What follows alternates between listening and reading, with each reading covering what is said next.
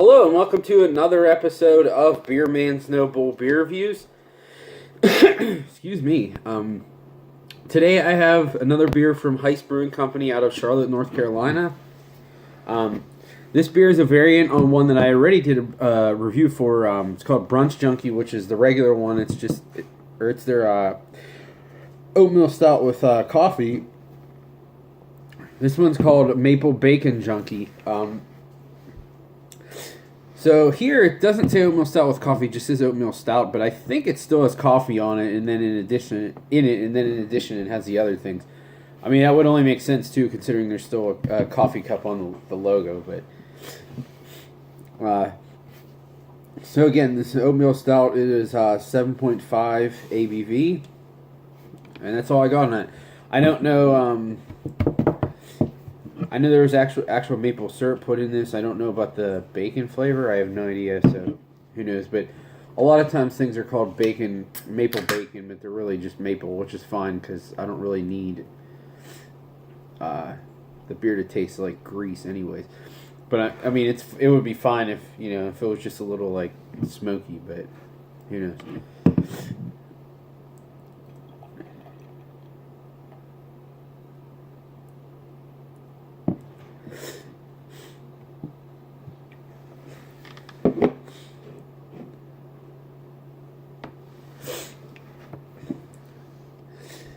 As you can see, of course, a pretty dark brown, almost black, with I'd say a darker beige head, almost tan.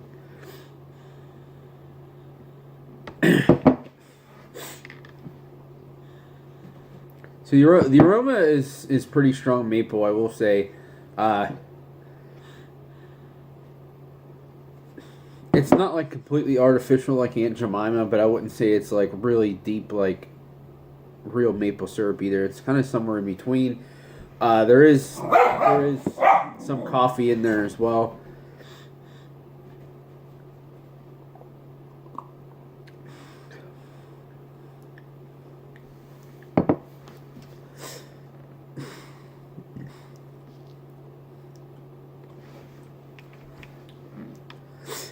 So,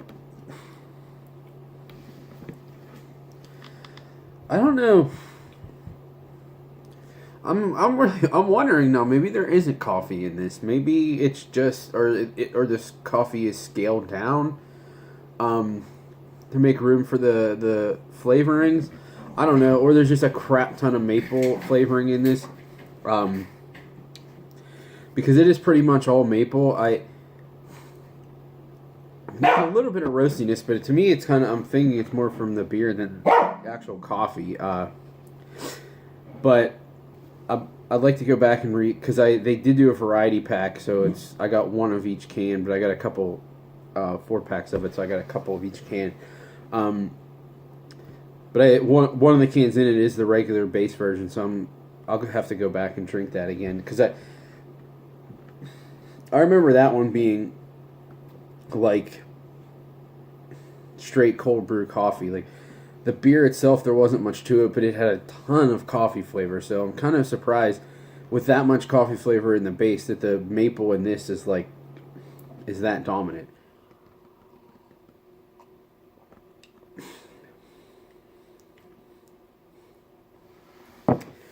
So after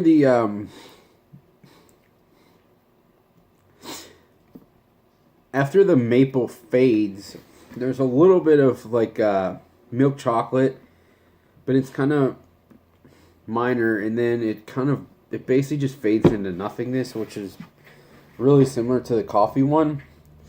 So, I don't want to say that it's a bad beer, because it's not, and if you want something that tastes like maple, then I mean, this would kill it for you. But just for my, when I'm really seeking out beers that are of the utmost quality, like, there's so many breweries that make something that tastes just like this. I can make something that tastes just like this. I have made something that tastes like this.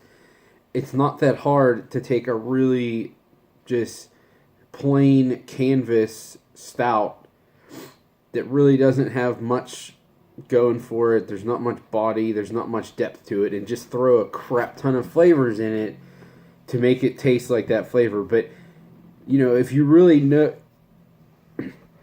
If you're able to get through that flavoring and then you see at the end of it that there's just nothing there. There's nothing else left. There's really no underlying beer flavor at all. It's just, to me, it's just not worth going out of your way to get, because there's so many breweries that can do the exact same thing. So for that reason, I'm going to say I'm going to just give this one a drink. I don't think I would buy it again. Like I said, it's not that it's bad, but I could make this at home. I could brew this myself, or I could get some random watery stout and just glob maple syrup in it, and it would taste the same. So it's fine to drink. It tastes like maple, and I don't hate maple, but I don't know. And it's fine to have one in this 4-pack, but if I had bought like a whole 4-pack of this, I wouldn't want the whole 4-pack. It's too much. And